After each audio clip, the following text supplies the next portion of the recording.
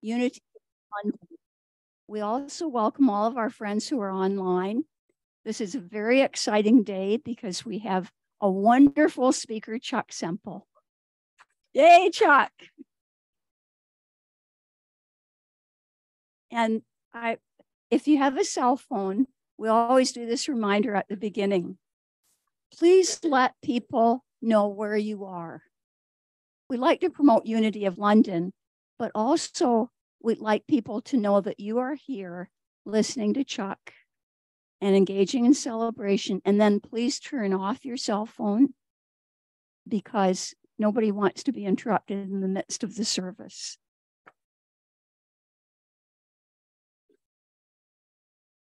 We have a vision at Unity of London, and it's a vision that hopefully all spiritual centers could have, or all faith centers, or just you as individuals. And that vision is a world that is powerfully transformed through the growing movement of shared spiritual awakening. And that awakening can come in a variety of ways. It can come in a variety of faiths. Our mission goes with that vision. And our mission is to co-create with Spirit to transform lives through shared spiritual awakening. That's the Spirit within, the divine urging, the guidance that we all receive to be loving and caring. And how do we do all this? How do we share spiritual awakening? By being a loving, inclusive, supportive community. Now, those three words, loving, inclusive, and supportive, say a lot, don't they? Anybody who walks in that door is welcome at Unity of London. And we, as members of Unity of London, welcome our guests. We welcome people of all different faiths, all different colors, all different inclinations. They are all welcome here. That's why we call ourselves Unity. We are all one. And there is only, there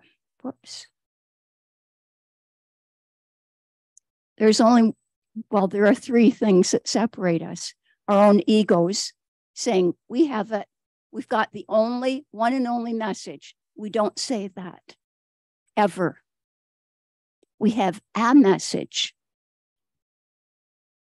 that we believe in, but we're not saying to other people we're the only one.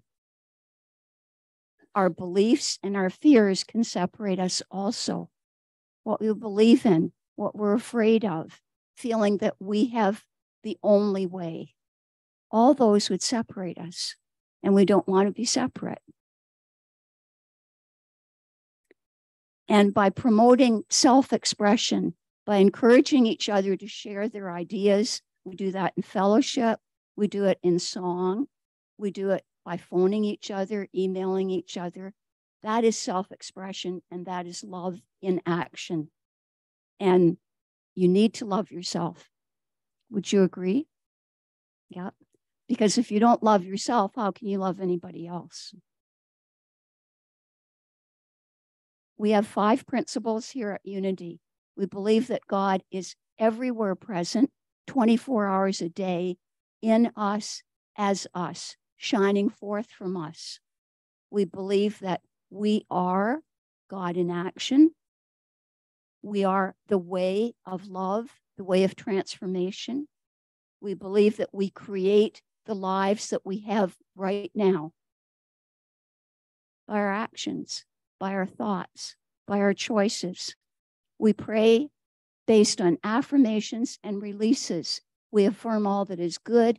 We let go what is not good, what is holding us back, the doubts, the fears, the angers. And we live our faith. We live our love. Finally, by inspiring people to make positive changes in the world, we are the change. People look to us. You don't know who's watching you, ever. You could be in a store, and you could be engaging with the clerk in a friendly, kind, pleasant manner, and somebody might be seeing you and say, wow, they're both smiling, they're both positive. Guess I'll try some of that. So you never know. So we are the change. And we coexist. How? By providing fellowship and education for spiritual seekers of all walks of life. No matter where they come from, no matter what they're doing, full-time job, unemployed, part-time job, retired, we provide education for all. We do have some special announcements today. First, that our dear Dawn, who's sitting right here in the front row, will be our prayer chaplain, available for you in our little prayer chapel back there. If you've never been in, you might want to go check it out. It's a lovely little quiet room. Everything that's shared is confidential. So Dawn listens. She doesn't tell anybody what you said. And Wilda online. And I'm very excited about this. This is something dear to my heart. There will be a youth leadership program out of Unity of London, beginning August 14th.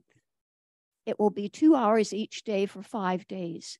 Now, on the 5th day, there'll be a special celebration with certificates. It is a free program. And people are saying, Pauline, why is it free? Why is it free? Isn't there any value? There is tons of value. And if you look at a flyer out in the hall or one in the bulletin board, you'll see the benefits for young people. Are young people our future? Yes, they are. And ages 12 to 15 are vulnerable. And I'm working at promoting this in our Soho area. We'll be having a meeting with the Boys and Girls Club on Wednesday, the managers, who are so excited about the flyer. Now they want to do all kinds of things. So if you know anybody in that age group, please spread the word. And now this great unity song, We Are One.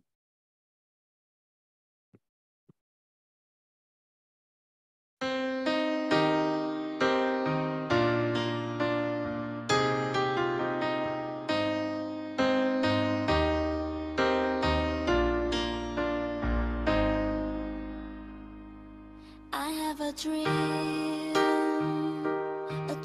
of what I wanna be. I wanna be free. That's what my heart keeps telling me. Give me your hand. We'll find a way. There's people out there that feel the same. if we help each other, I just know we can succeed. We are one, but we are different. We from all around the world. We share the same sun, we share the same oceans. We are every boy and girl. Come together and share our dreams. We'll be amongst the stars, and we know that it's destiny. And we are unity. We are unity. I do believe, oh I believe in destiny. It's up to me to make it into reality. Give me your hand. We'll find a way. People out there, Let's feel the same. if we help each other, I just know we can succeed. we are one, but we are different. We from all around the world. We share the same sun, we share the same oceans. We are every boy and girl. Come together and share our dreams. We'll be amongst the stars, and we know that it's destiny. That we are unity. No matter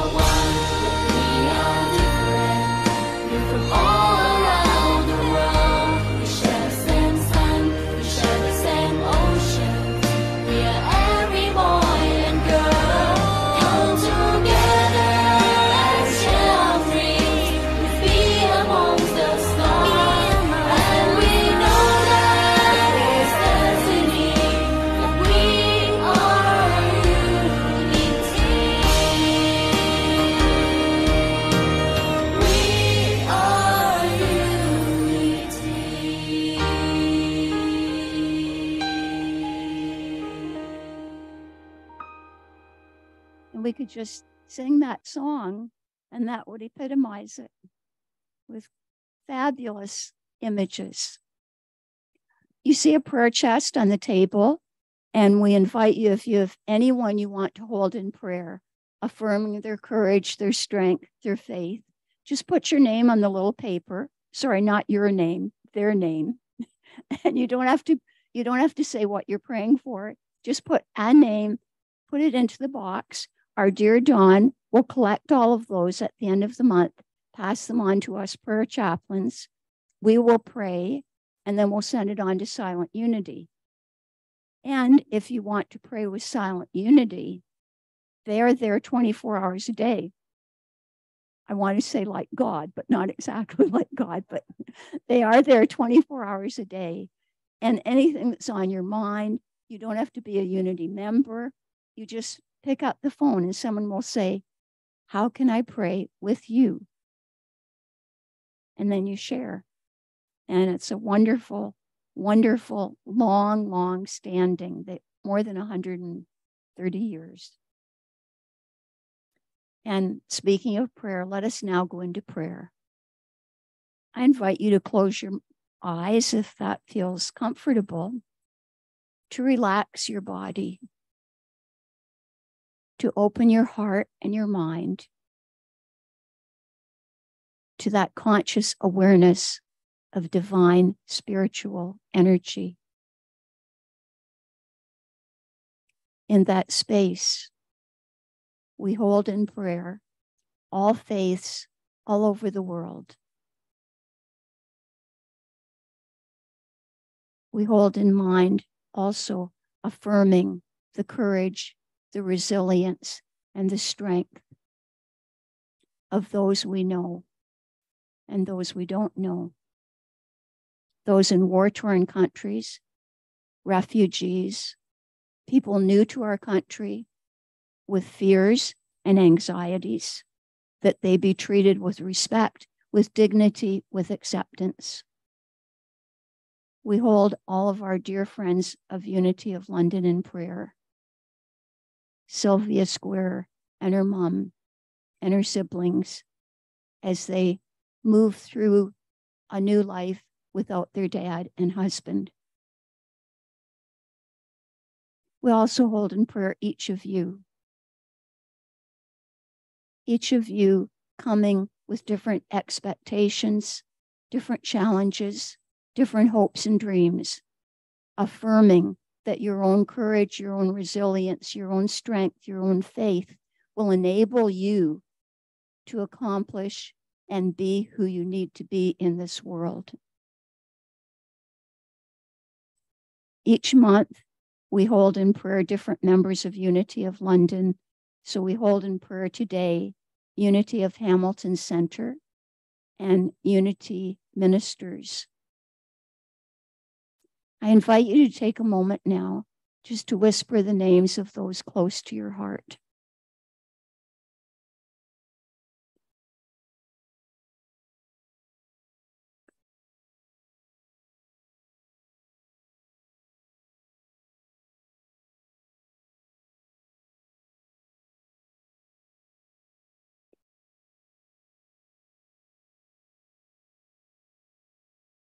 For all of these prayers and any prayers you may have today, we say Amen.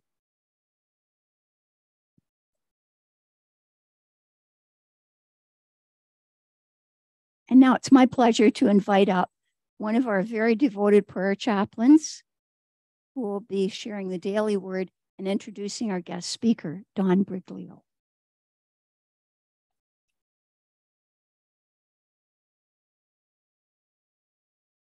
Thank you all.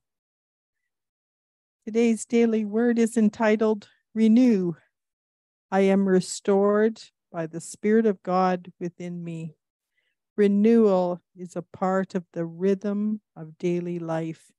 Eating and drinking to nourish and replenish my body, resting to quiet my mind, and sleeping after a day of activity are all ways to renew myself.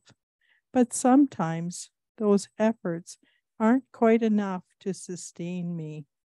At times when I feel drained at depth, I may need spiritual renewal.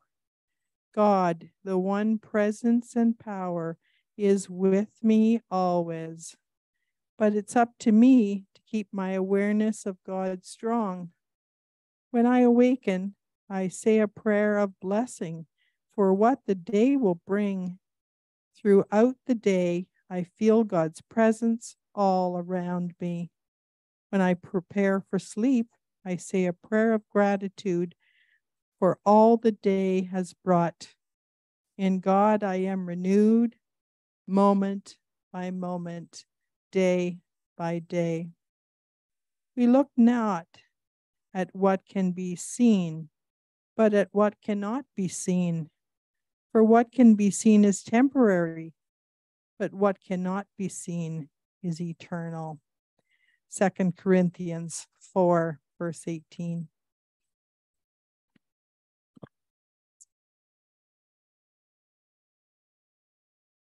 I want to introduce our speaker today, Chuck. Chuck Semple is a long-term member of Unity of London.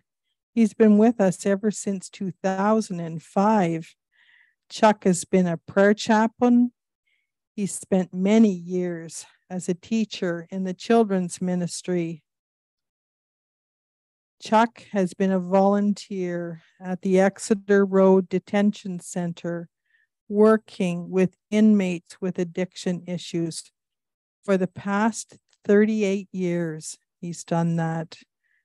Chuck lives with his beloved Suzanne and his dog Duke in sunny Port Stanley. Join me, please, in welcoming to the lectern our friend, beloved member, Chuck Semple.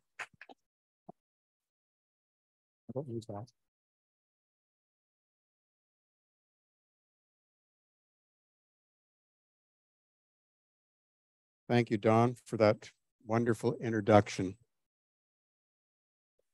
You guys look really beautiful from up here.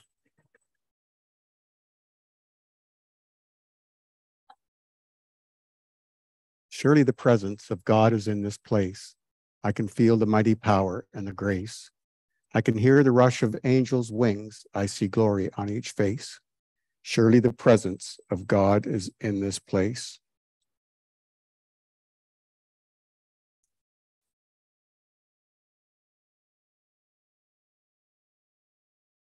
First, I want to thank Pauline for her invite to speak and her loving encouragement, which I seriously needed.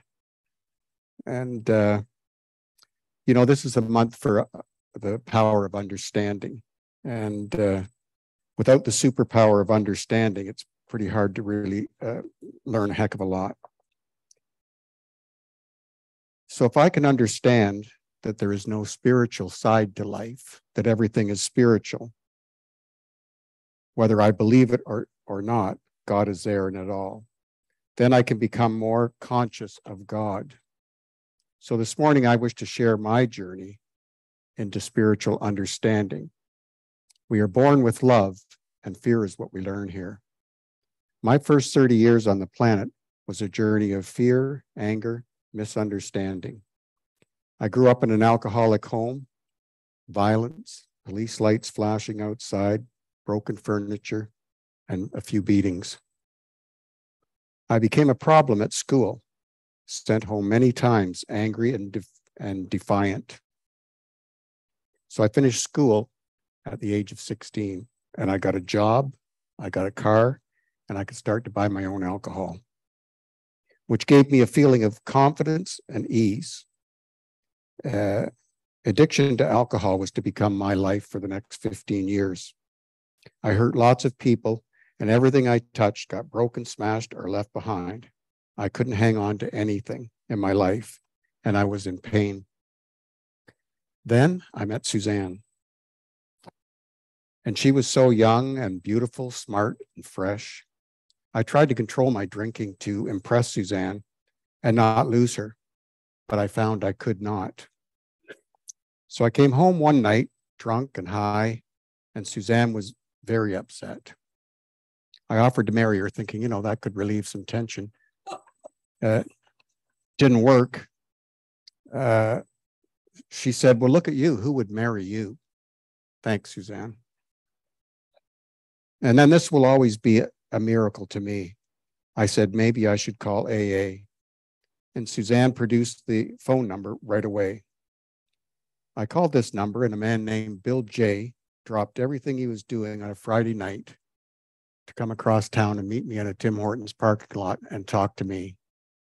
The main thing I got from Bill was that I was on a garbage truck going to the dump. He said, picture that. And I said, yeah, I feel like I'm already at the dump. He said, well, you don't have to go all the way to the dump. I said, well, I feel like I'm already there.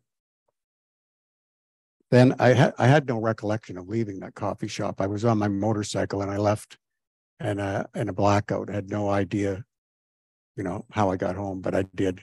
So I woke up the next morning, Saturday morning, July the 8th, 1983. And I was terror stricken. I thought, oh my God, I didn't call AA. I thought it was just another stupid thing I'd done when I was drunk. And then terror really came because I remembered a guy was coming to pick me up. And this beautiful man came to the door, Jerry, a Scottish guy. And he was taking me to my first AA meeting. So we went to my first AA meeting was at the London Psychiatric Hospital. And when we went in, we found the room and went in. They locked the door behind us. It was on a locked ward. So I learned a lot about alcoholism there. I learned that it was a disease and that I had it. They talked about the being a physical allergy and a mental obsession. And I could relate to that. It wasn't long when I started drinking at 16 before the kids in my neighborhood didn't want to drink with me anymore. And then they talked about the phenomena of craving. And thing is that once I put alcohol in my body, I react differently than the average temperate drinker. It sets up this phenomena of craving, or I'm now under the influence of an obsession that I can't control. But they told me the main thing was that my problem was that a lack of power. And they said I needed to find a power greater than myself if I wanted to recover from this. And they called that power God, which was a problem for me because I thought I was an atheist at the time. So anger and intolerance are the enemies of correct understanding, Mahatma Gandhi. So one day I read in a book, one of their books, that if I just pushed the door open a crack and entertained the idea that there could be a God, that it would come flooding into my life. So I was pretty good at visualization. I visualized that, pushed the door open a crack, and it came flooding into my life. I couldn't believe it. God came flooding into my heart. I was thrilled. I was in disbelief. It was, to me, an amazing experience. And I looked back over my whole life, and I could see clearly where God had been with me in many, many instances. And a lot of things that I did that I felt that God was there with me, and I'm still here to talk about it. So I came to a fork in the road, is the way I saw it, and I took the road less traveled, and that's what's made all the difference in my life. All the love, joy, peace, happiness, serenity, and understanding has come from my awakening to God's love. Matthew 7:13 and 14. Enter through the narrow gate, for wide is the gate and broad is the road that leads to destruction, and many enter through it. But small is the gate and narrow is the road that leads to life, and only a few find it. So I've been on both roads and understand this verse from my own experience, and I'm here to tell you that the small gate's the best option. Your pain is the breaking of the shell that encloses your understanding. I have to read that twice, even for myself. Your pain is the breaking of the shell that encloses your understanding, Gahil Gibran. And the entrance to the sanctuary is inside of you. I learned a prayer that I repeated continuously in the beginning. God, grant me the serenity to accept the things I cannot change, the courage to change the things I can, and the wisdom to know the difference. And I was perplexed. How am I going to know the difference? Well, they explained to me that I was powerless over people, places, and things as well as alcohol. So that didn't leave me much left. God was now doing for me what I could not do for myself. I got a job my first month sober. And thanks to some wise counsel from my new friends, I not only kept the job, but I got a promotion, the first in my life. Got a brand new Harley my first year on the job. Suzanne sold her semi in White Oaks, and we bought a beautiful old house in North London at Coburn and Piccadilly. Suzanne and I waited 2 years just to be sure I was not going to drink again. And then we married at Coburn United, which was just 2 doors down from our beautiful old house.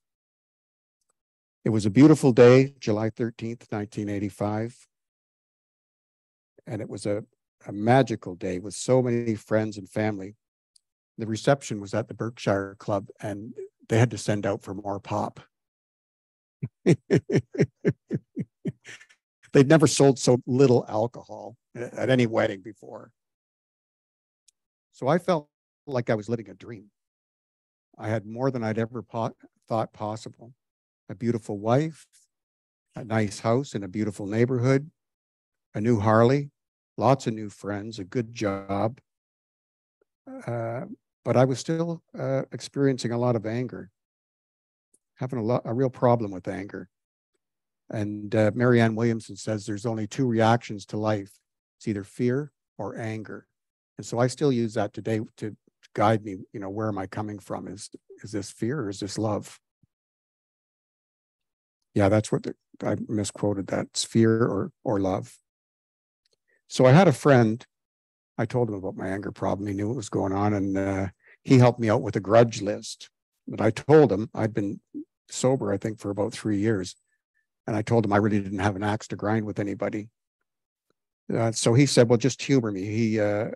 He drew up a sheet of paper with columns, what the resentment was, what caused it, and what it affected. And then he left a little column at the end. He said, don't worry about the little column. We'll get to that later.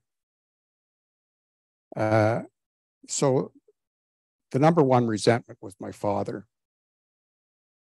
And, we discussed that. He coaxed it out of me, and we discussed my resentments down the first half of the first page, and then the lights come on, and the pen just started writing like it was by itself.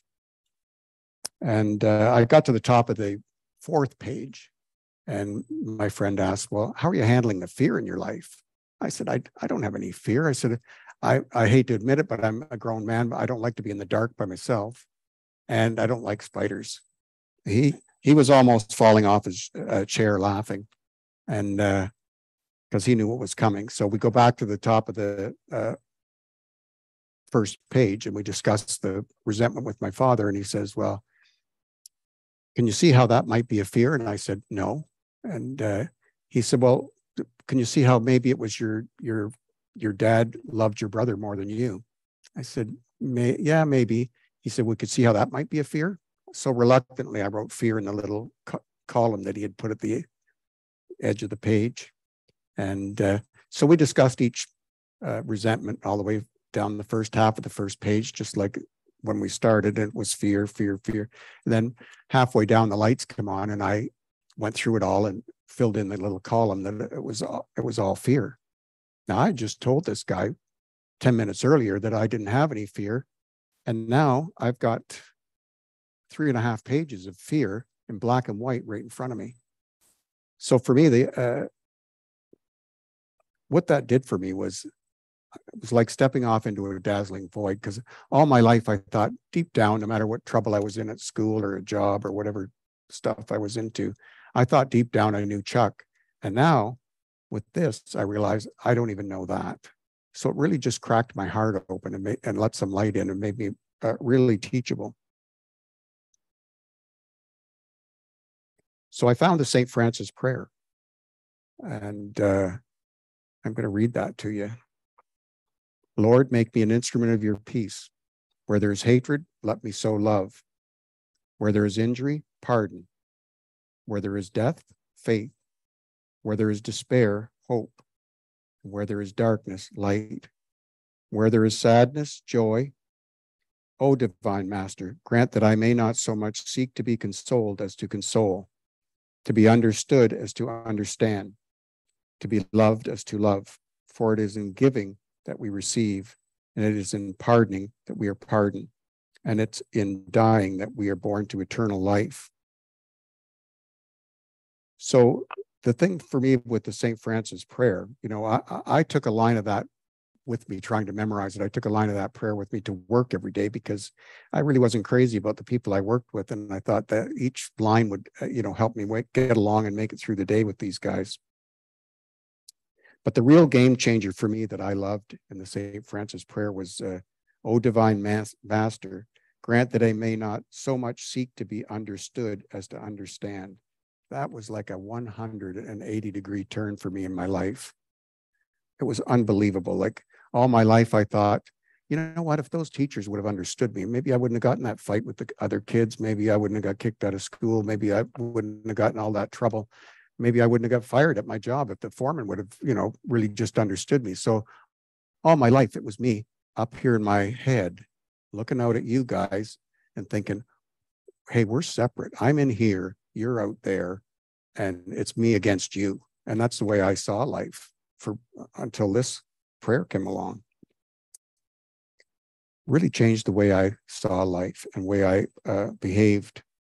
Everything that irritates me about others can lead me to an understanding of myself, Carl Jung. So I need three things to grow spiritually. I need a belief, I need a practice, and I need a community. So my belief was born out of, you know, I think it was divine intervention. One day I was a drunken maniac. The next day I was at the psych hospital and never had a drink since. So my belief was born through that, through pain and desperation, really. But I'm sure we all come to believe in a different way, in a different road. And we need a practice, which, you know, of course, is prayer and meditation at the top of the list. And we need a community. And unity has been my community. I have felt God's love and peace here from day one. You know, we've changed locations, and I've seen many people come and go over the years, but I've always felt that the truth and God are here at Unity. So I volunteered many years at the children's ministry. And some of you might remember Kelly Austin. She was the head of the children's ministry. So she came to me one day and said, you should be working with the kids. I said, I don't think so. So she said, well, you maybe go home and pray and meditate about it and let me know. So I did. I meditated, I prayed, and I continuously got the answer, you should be working with the kids. So she said, don't worry, you know, you'll just be the assistant. You just go in there and have fun and be with the kids. But that's not what happened. You know, I got thrown in day one as a teacher. And I'm telling you, 5 or 6 little kids looking up at me, and my shirt was wet. I was sweating. I gained a whole new appreciation and respect for teachers.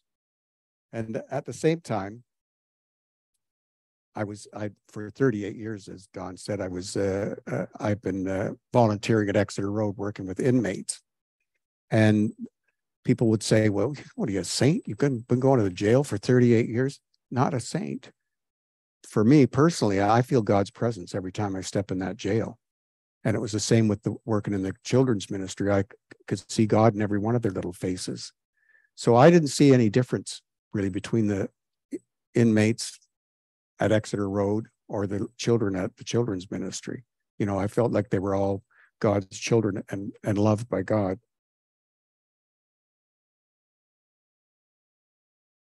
I would get the kids to meditate. And for 1 minute, I'd count off 60 seconds. And, you know, it's really hard to get little kids to be quiet for a minute. It's like herding cats, you know. And close their eyes, use your imagination, and let me know what you see. Like, we'll talk about what happened when you come back. Some of the stories were amazing, wild stories of what they saw and what happened. So that really helped inspire me.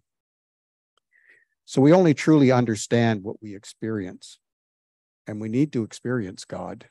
You know, I could know the Bible, I could know unity principles and history, but that's intellectual understanding. It's on the outside of us for our outer life. For spiritual understanding, we need to use other superpowers: intuition, imagination, love, wisdom. These are powers within us, powers we use on the inside. We can experience God every day if we become conscious of where to look. God is everywhere and in everything. That's what unity teaches. So not hard to find it if we look. Maybe a little bird on your windowsill, flowers in your garden. Look into the eyes of your beloved. Hold a baby. You know, watch the bees flit from one flower to another, the trees. Sit in the water, sit by the water, pet your dog, hold your cat. Look into the eyes of your beloved. God is in all this, and God wants you to know God's love.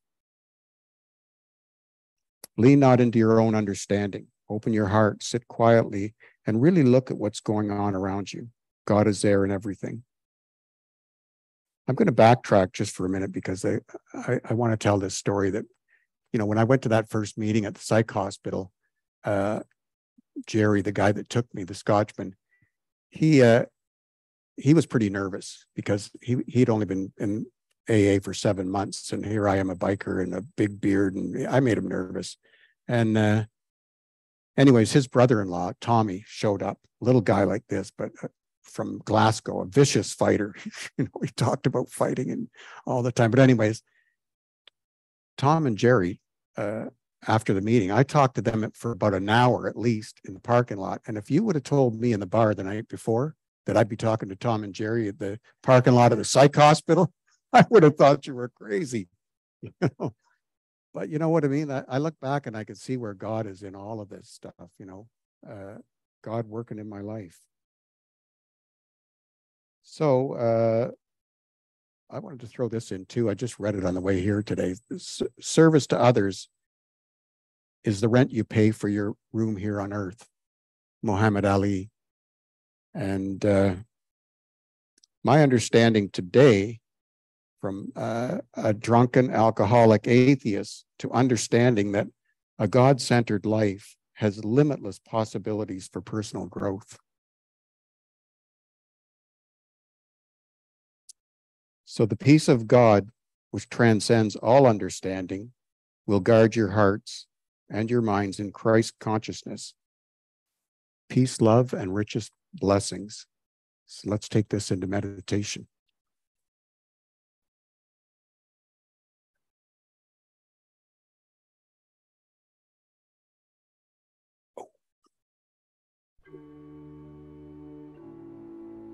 So make yourself comfortable in your chair.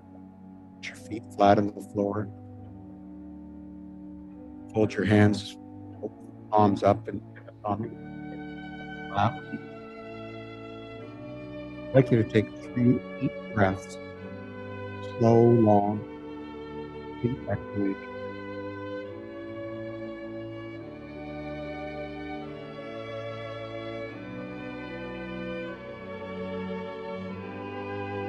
Let go of any concerns and preoccupations. Feel or imagine the breath moving through the center of your chest, area of your heart.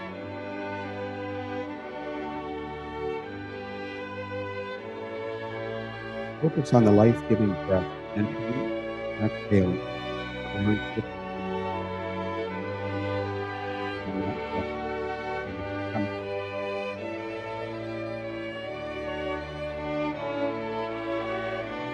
Mentally repeat slowly and steadily.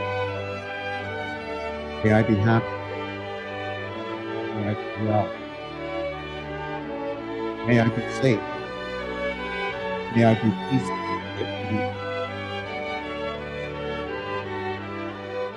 Think about love. Who you love. all the love in your heart, life.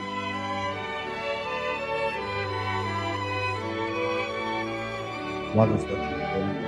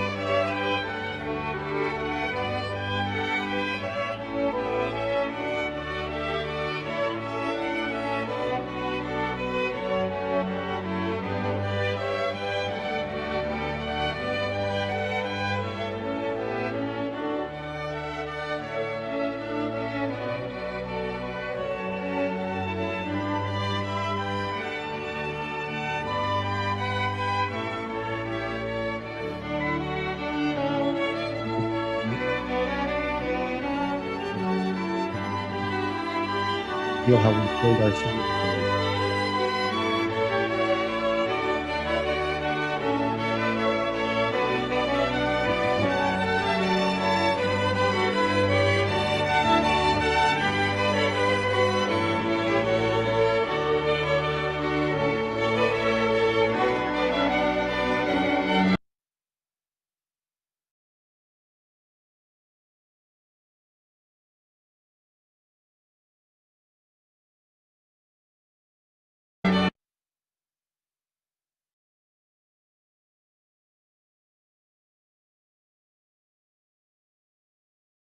On behalf of all of you, I want to thank Chuck for such a meaningful, heartfelt, inspiring message based on his experience, both as an alcoholic, as a prayer chaplain, as a wondrous children's minister.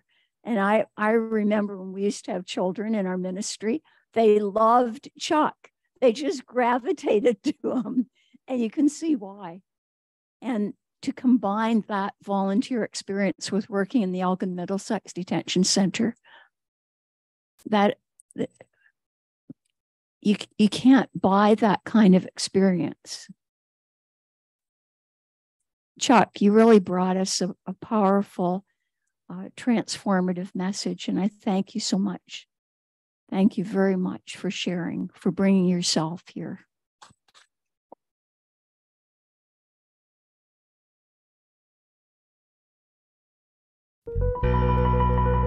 Yeah. I invite Kate to come on up. And everybody I am a light. this song. I am a light in this world, in this world. I am a light. I am a light in this world, in this world. This is the place, this is the time. Let it shine, let it shine. I see the joy, I see the joy in this world, in this world. I see the joy, I see the joy in this world, in this world. This is the place, this is the time. Let it shine, let it shine. I'm living love every day. I'm living love every day. I'm living love every day. I'm living love every day. I'm living love every day. I'm living love every day. Spreading peace along the way.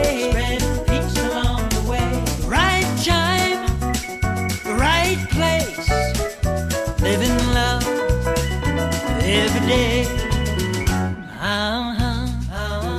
Yeah, yeah, yeah. Ooh, yeah, ooh, yeah. Yeah, yeah. Ooh, yeah, ooh, yeah. Right time, right place. Living love every day. I am a light. I am a light. I am a light. I am a light in this world. In this world. In this world. In this world. I am a light. I am a light. I am a light. I am a light in this world. In this world. In this world. In this world. This is the place. This is the place. This is the time. This is the time. Let it shine. Let it shine. Let it shine. Let it shine. This is the place. This is the time. Let it shine. Let it shine. Let it shine. Let it shine.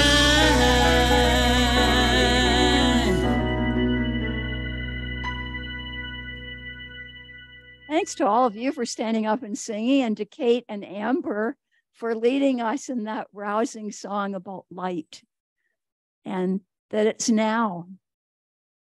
We don't have to wait till the next minute or 2 minutes.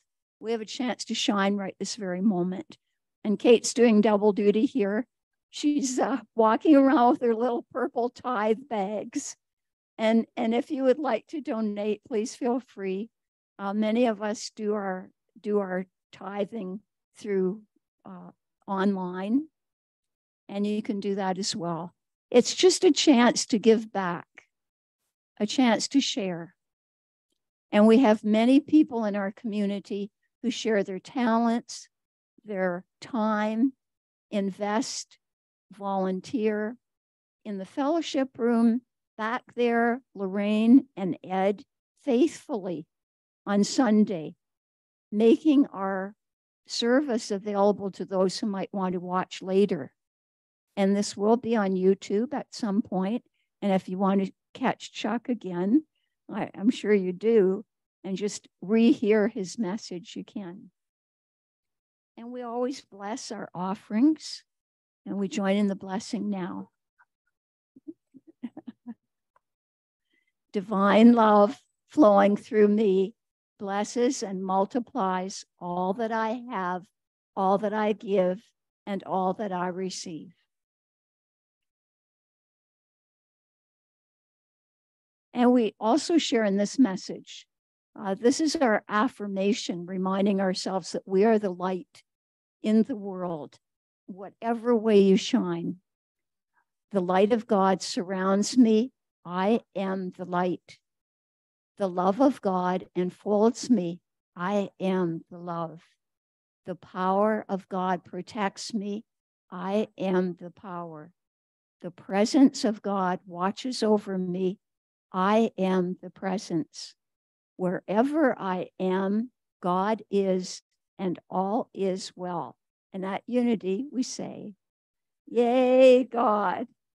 And now we also have a tradition where we stand, join hands if you wish. If you don't want to, that's okay. But we join hands in a spirit of fellowship, singing our final song, a peace song.